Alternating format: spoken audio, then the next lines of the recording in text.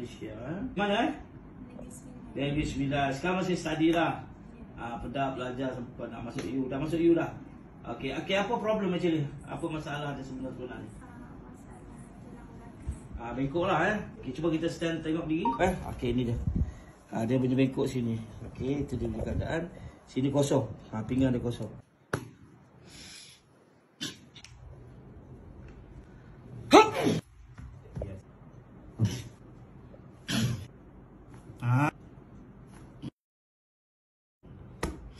Ya, hai.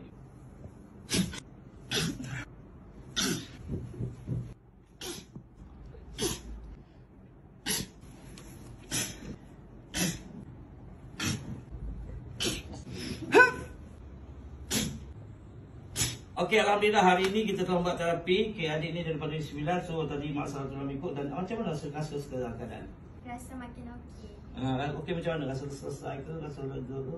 Rasa lega. Jalan sedap? Ya. Okey, ada perubahan. Cuba saya belakang mana kita tengok nak rasa lagi sekali. Bongkok sikit. Okey. Nampak dah perbezaan? Bonggolan nampak beza? Okey. Okey, alhamdulillah. Okey, tadi kita merawat guna apa?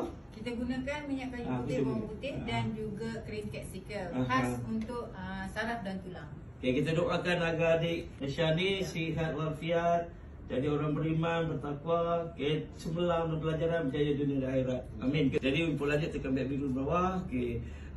Jangan lupa follow saya di Jamil Aris, CDM Therapy Solution.